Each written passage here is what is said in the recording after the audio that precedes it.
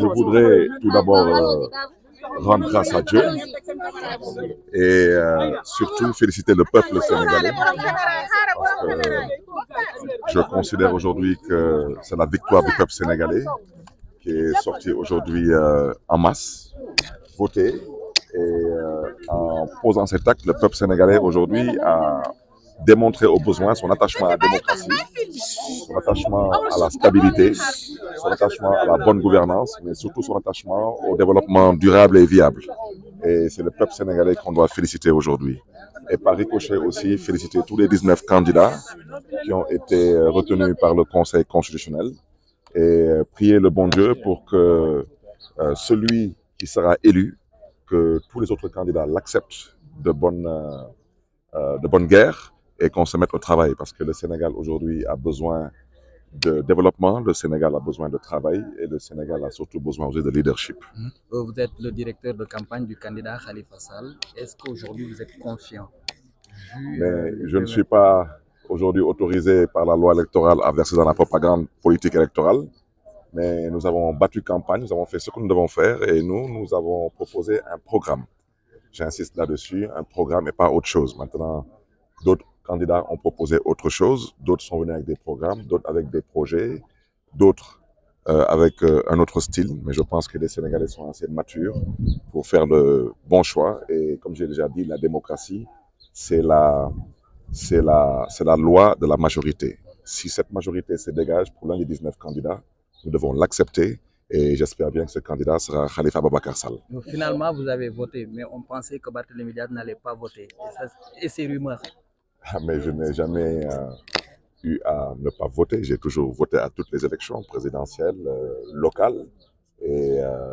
aussi bien les législatives. Je n'ai jamais sauté une quelconque élection. Je crois que la seule fois où je ne suis pas venu voter, je crois que c'était un référendum. Et ce référendum, c'est lui qui nous a conduits aujourd'hui à après cette situation que nous vivons actuellement. C'est cette histoire de troisième mandat qui a parasité la vie politique du Sénégal. Et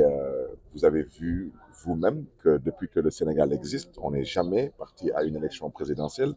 dans ces conditions, des conditions chaotiques, des conditions catastrophiques. Donc nous félicitons tout le monde, nous félicitons aussi le Conseil constitutionnel qui a su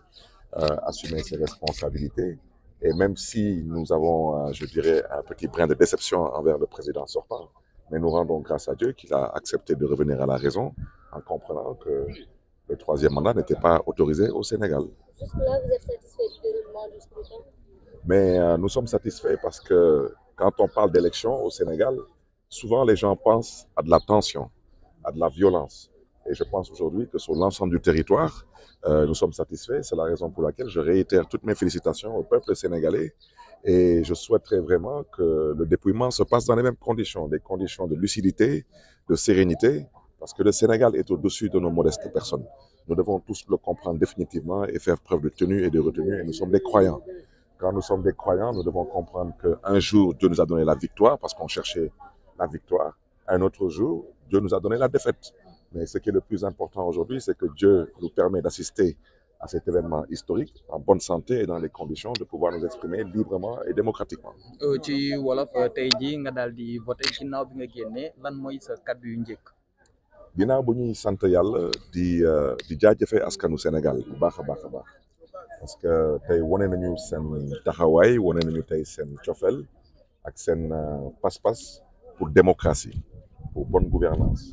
def ko tamit ci jàmm ak salaam te am na ay dëkk yu bëri tey biir Afrique tey lu ñu am nii daanaka ñoom xalaatuñu am lu mel noonu donc bu ñu sant yàlla mooy jaajëfee askanu Sénégal bu baax a baax di ndokkale tamit 19 candidats yëpp yu fi yàlla baaxee ñu mën a bokk ci scrutin bi leen di ñaanal jàmm di leen di jox seen wàccuwaay di ñaan tamit yàlla dépouillement bi tamit ñu mën dépouiller ci même condition yi mooy condition xel bu dal mooy ci jàmm ci salaam te ñun ñëpp ay jullit lañu parce que jullit mooy ku gëm yàlla di julli lu yàlla dogal yàlla na yàlla dogal lu gën ci Sénégal man effectivement nekkoon naa directeur de campagne du candidat Khalifa Ababacar Sall mais ñaan yàlla nañu yàlla may ndam wante ñun ay jullit lañu lu yàlla dogal nañ ci ànd parce que loolu mooy yoon loolu mooy dëgg te di sàkku tamit ci mbokk yi yëpp ñëpp ànd ak dal parce que fii àdduna la di mbiru politique kese la te tey wax dëgg yàlla Sénégalais yi li ñuy xaar ci ñun ñëpp mooy ñu ànd ak dal ñu ànd ak gëm yàlla ñu ànd tamit ak certes pas-pas mais lu ñuy wooye surtout lucidité ak sérénité te kooku tamit may sàkku tamit ci ñuy organiser élection yi tamit nañu bàyyi xel ci lu askan bi namm donc bu fi kenn def lu ngeen xam ne ni wax dëgg yàlla mën na ñàkk ci démocratie. ay xibaar jiboon na ñu wax ni nekkatoo ci liste électorale yi doo voté mbir moomu noo ko dundee. waaw mais gars yi génne guñu ma parce que am naa benn délai boobu ñëwagul mais loolu mooy àdduna ñëpp xam nañ lu jot a xew ci buntu mairie Mermoz Sacré-Cœur il y a plus de 10 ans de cela ñu jël dossier boobu di ko utiliser comme benn épée de Damoclès tey gis ngeen lu jotoon xew ci buntu mairie Mermoz Sacré-Cœur lu toll ci ñaata Samba Boy presque lu ëpp téeméeru Samba Boy taxaw jàkkaarloo ak man nekk la ñu àtte man nekk la ñu tëj kaso man nekk la ñu daan loolu ban xeetu démocratie la ban xeetu justice la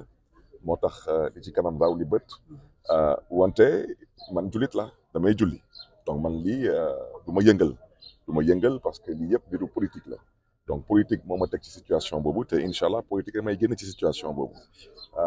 may rafetlu tamit que tey ñu bëri te ñu jaayoon leen doole ba génn leen ci fichier bi daanaka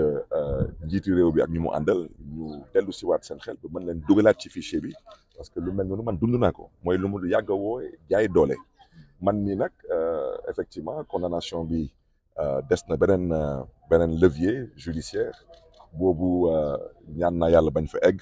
parce que ñu ma àtte xam nañ ko àttewuñu ma te incha allah Khalifa Ababacar Sall su nekkee président de la République du Sénégal xam nañ ma xam naa leen dinañ wax lan mooy yoon parce que nag mënoo jël nit ki nga songa ko ci mairie-am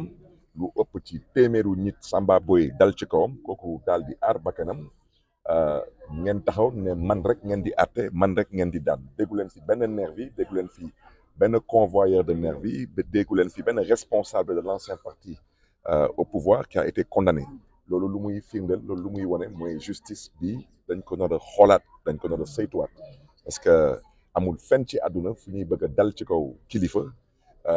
xeex am kooku aar bakkanam ñu commencé première instance ngeen toll ci ay presque 25 personnes yu ñuy àtte au finish yow rek la ñuy àtte loolu